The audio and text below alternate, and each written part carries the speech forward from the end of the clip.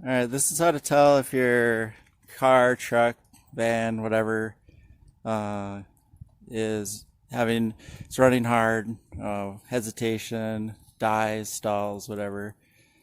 It's how to tell if it's needing more air, needing more spark, or, yeah, I'll get your glove on later. Needing more spark or more fuel. That's the three things the engine needs: air, fuel, and spark. So I've already ruled out the air issue, replaced the mass airflow sensor. It still doesn't run good. So here we go. What you need to do for the rule it out fuel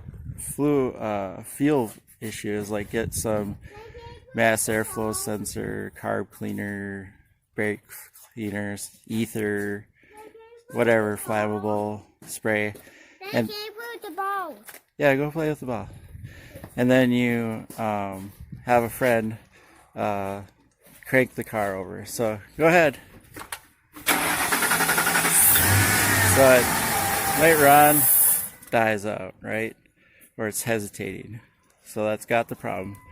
So here we go. While it's running, you spray fuel in. And if it runs good while you're spraying, you know the fuel injectors are not delivering the fuel.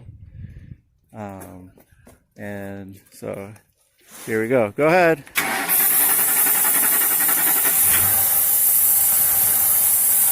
So it's running while it's spraying. So that shows the engine's not getting fuel by the fuel system. And then it will die when I stop spraying, most likely, because the problem's intermittent, it's running poorly, so I'm going to go ahead and replace the fuel filter now. Yeah. On this, Done. yeah, on this 2008 Ford F-150, the fuel filter's down under the side, right under there. So every car's different, but that's kind of the way to go to rule it out. If you're not throwing an engine code like my truck was it? All right, good luck. If you have questions, post them. All right, so we got the new fuel filter in. It's right behind the driver's side wheel here on the inside of the frame. So let's see if the engine starts. Alright, so we got the new fuel filter in, and let's see if it starts. Go ahead!